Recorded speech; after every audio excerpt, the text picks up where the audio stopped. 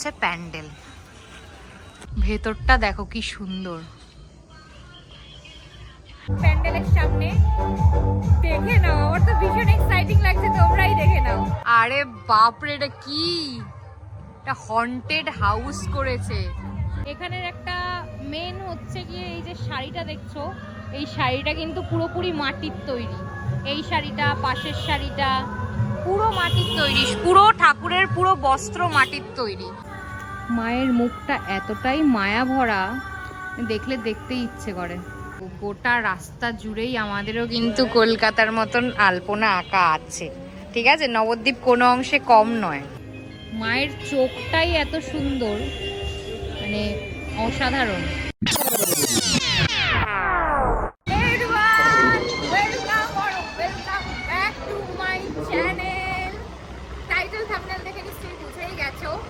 নবদ্বীপের রাস পূর্ণিমা শুরু হয়ে গেছে, আর রাস পূর্ণিমা নবদ্বীপে যখন হয়, কোনো নবদ্বীপবাসী আর আবেগটাকে ধরে রাখতে পারে না। তো চলো আর দেরি কিসের, ব্লগটা স্টার্ট করি আর তোমাদের প্রস্তুতিটা দেখাই। চলো।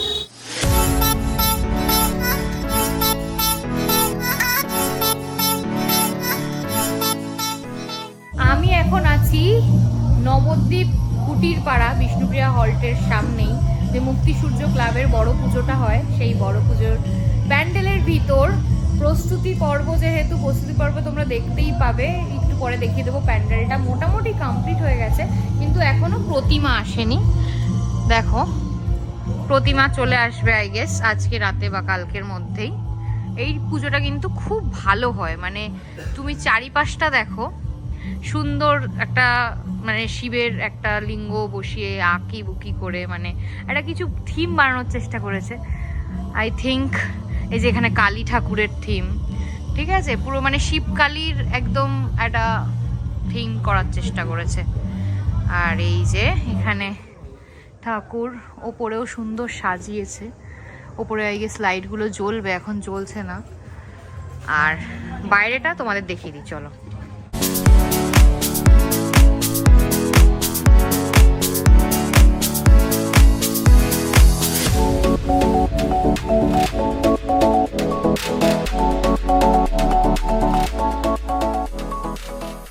আমাদের নবদ্বীপে প্রথমে এমনি ঠাকুর হতো, ঠিক আছে, মানে বড় বড় অনেক বড় বড় ঠাকুর হয়, কিন্তু এখন রিসেন্টলি না, হয়ে গেছে 10 বছর প্রায়, বড় বড় প্যান্ডেলের থিমের পুজোও হয়।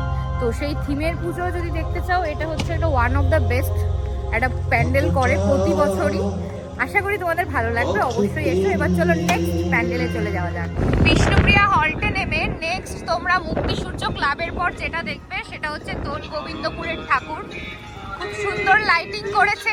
এই যে দোল গোবিন্দপুরের থিমের ঠাকুর মানে প্যান্ডেল এখনো প্রস্তুতি পর্বে আছে, তাও আমি একবার তোমাদের দেখিয়ে দিই, চলো। এটাও প্রতি বছর খুব সুন্দর করে।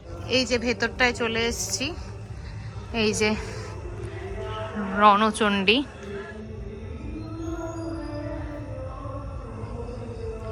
এখনো এটা প্রস্তুতি পর্বেই আছে। দেখতে পাচ্ছ বাঁশ পড়ে আছে, এগুলো সব লাগাবে, প্লাস এই সাইডে যেটা এন্ট্রি পথ সেখানেও লাইট লাগানো বাকি আছে।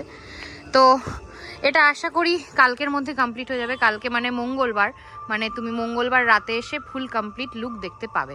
নেক্সট 3 নম্বর থিমের ঠাকুর মানে থিমের প্যান্ডেল বিষ্ণুপ্রিয়া হল্টে নেমে, সেটা হচ্ছে ইয়ং ব্লাড ক্লাব। তো চলো এইখানকার থিমটা দেখে নিই। আশা করি লাইটিংটা দেখে বুঝতেই পারছো থিমটা খুব ভালো হবে, কিন্তু থিমটা কতটা কমপ্লিট হবে সেটা তো দেখতে পাবো একটু পরেই। চলো, এই যে এইটা হচ্ছে প্যান্ডেল, একটু ক্লোজ করে দেখাচ্ছি তোমাদের, কি সূক্ষ্ম কাজ দেখো।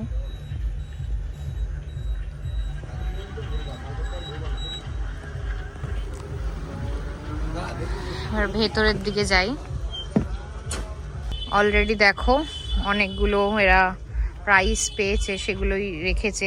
2017-র প্রতি বছর বছর যে পায়, এটা 2022-এর 2023-এর, তো সেগুলোই সামনে রেখেছে। এবার ভিতরটা যাওয়া যাক, চলো। এই যে ওয়াও, কোনো রাজপ্রাসাদের থেকে কিন্তু কম না। ভেতরটা দেখো কি সুন্দর।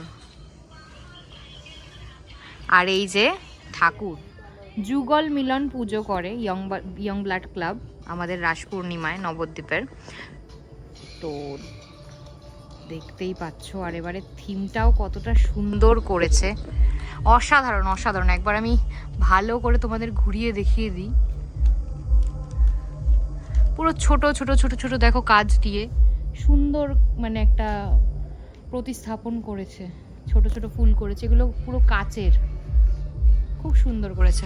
নবদ্বীপ রাস পূর্ণিমার বেস্ট জিনিস কোনটা জানো? তুমি যেখান থেকেই হাঁটা শুরু করো, হেঁটে হেঁটেই অনেকগুলো ঠাকুর দেখে নেবে। মানে টোটো বা গাড়ি কিছু করতে হবে না, মানে পাড়ায় পাড়ায় ঠাকুর হয়। আর কলকাতার দুর্গাপুজোর মতো এতটা ডিস্ট্যান্সও হয় না, তো ভালো লাগবে। তুমি নিজেও যেখান থেকে খুশি চলে আসো ট্রেন ধরে, এসে তুমি, এটা তো বিষ্ণুপ্রিয়া হল্ট আমাদের যে স্টেশন, সেই স্টেশনের আশেপাশ দিয়ে আমি শুরু করলাম এই ভিডিওটা। এখন আছি মালঞ্চপাড়া গৌর বিষ্ণুপ্রিয়া সংঘের থিমের প্যান্ডেলের সামনে। দেখে নাও, আমার তো ভীষণ এক্সাইটিং লাগছে, তোমরাই দেখে নাও। দেখো একটা ভুতুড়ে বাড়ি করেছে, সেটা তো দেখেই বুঝতে পারছো তুমি, ভুতুড়ে গাছ। এবার ভিতরে ঢুকে বোঝা যাবে যে অ্যাকচুয়ালি রহস্যটা কি। চলো। আরে বাপরে, এটা কি? এটা হন্টেড হাউস করেছে। ভূত দেখা যাচ্ছে কিনা জানি না, দেখো পুরো, দেখতে পাচ্ছ তোমরা, কতটা বুঝতে পারছো জানি না। এই যে এটা হচ্ছে গিয়ে কি বলে, রাজমহল না কিসের একটা ছিল, মঞ্জুলিকা, সেরকম হন্টেড হাউস একটা করেছে। দেখো ওপরে ঝুমার, লাইটিংটার জন্য আরো বেশি গা ছমছম করছে। এবার ভিতর দিকটায় চলে যাই, ভিতর দিকটা একটু ঠাকুরের দর্শন করে আসি।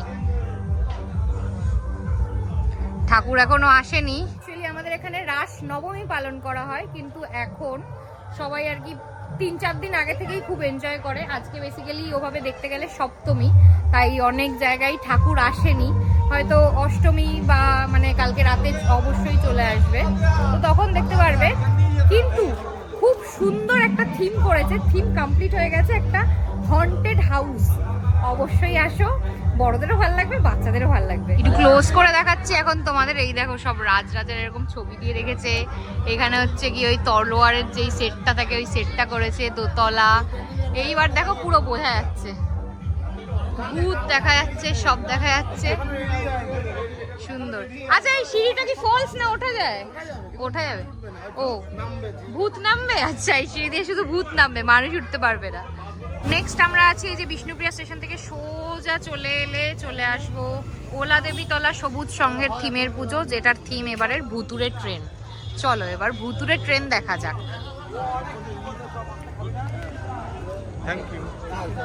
দেখো ওলা দেবীতলা জংশন নাম দিয়েছে ভুতুরে স্টেশনের। আর এখানে সব ভূত আছে, টিকিট কাউন্টার, প্রতীক্ষালয়ে ভূত প্রতীক্ষা করছে কিন্তু। হ্যাঁ এই সাইড দিয়ে এন্ট্রি, আমি ওই সাইড দিয়ে উঠে গেছিলাম। দেখো ভুতুরে ট্রেন মানে হচ্ছে ভূতেরা বসে আছে সব। ওই দেখো কাকে দেখা যাচ্ছে টুকি মেরে, দেখেছো? পুরোটা ভুতুরে ট্রেন। আচ্ছা এটা কি ভূতরা বাজনা বাজাবে, সেটা আমার প্রশ্ন আছে। এই যে ভুতুরে ট্রেন, আর ট্রেন শেষ হলে ওলা দেবীতলা জংশনে আমাদের ঠাকুরের দর্শন পাওয়া গেল। ভালো করেছে এই জায়গাটা, তো খুব ভালো করেছে। সব ছোটবেলায় দেখতাম গলা কাটা যারা যারা হয়, শাকচুন্নি সব রেখেছে। দেখো এই পুরো ভিতরটা ভুতুরে ট্রেন, একটা বাচ্চাকে এনে জাস্ট ঢুকে দিতে হবে। চলে এসেছি ষষ্ঠীতলা, ওই সেম রুট বিষ্ণুপ্রিয়া স্টেশন থেকে সোজা হাঁটলেই ষষ্ঠীতলা পেয়ে যাবে। আর এইখানে প্রতি বছর গঙ্গা মাতা পুজো হয়।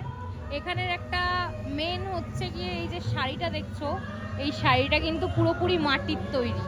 এই শাড়িটা, পাশের শাড়িটা পুরো মাটির তৈরি, পুরো ঠাকুরের পুরো বস্ত্র মাটির তৈরি।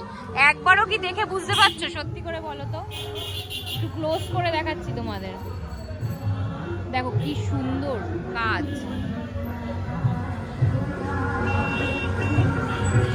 এই হচ্ছে কি আমাদের ষষ্ঠীতলার গঙ্গা মাতা পুজো। চালির কাজটাও দেখো কি সুন্দর করে করা, এগুলোও মাটি, সব মাটি দিয়ে ডিজাইন। এটাই হচ্ছে এই ষষ্ঠীতলার ইউনিক। এবার চলে এসেছি আমার নিজের পাড়া, যেখানে আমি ছোট থেকে বড় হয়েছি, আগমেশ্বরী পাড়া। আর সেখানে চণ্ডীমা পুজো হয়, শ্রীমন্দির ক্লাবের চণ্ডীমা। দেখে নিই চলো মায়ের মুখটা। মায়ের মুখটা এতটাই মায়া ভরা, দেখলে দেখতেই ইচ্ছে করে। এত সুন্দর সাজসজ্জা, সব থেকে বড় কথা গোটা রাসে সব থেকে ফার্স্ট যেই প্রতিমাটা রেডি হয়েছে সেটা আমাদের চণ্ডীমা। কি সুন্দর লাগছে দেখো। এবার চলে এসেছি নবদ্বীপের আবেগ, নবদ্বীপের রাজরানী, রানীমা আমাদের গৌরাঙ্গিনী মায়ের সামনে যেই পুজোটা হয় যোগনাথ তলায়। এই হচ্ছে আমাদের গৌরাঙ্গিনী মা।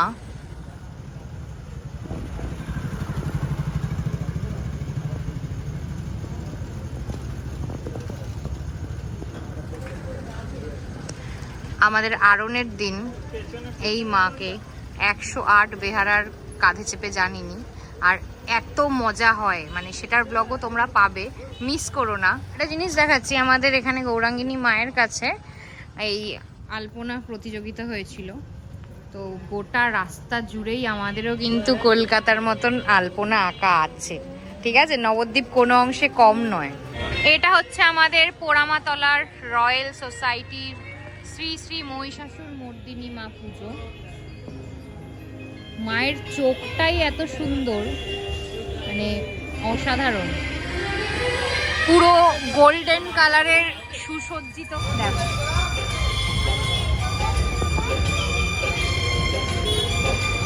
আর আমাদের মহিষমর্দিনী মায়ের পুজো কিন্তু দুর্গা মায়ের পুজোর মতনই হয়, যেমন আজকে সপ্তমী হয়েছে, অষ্টমী হবে, নবমী হবে, দশমী হবে, মানে এটা এখানকার মানে ইউনিক, রয়্যাল সোসাইটির ইউনিক।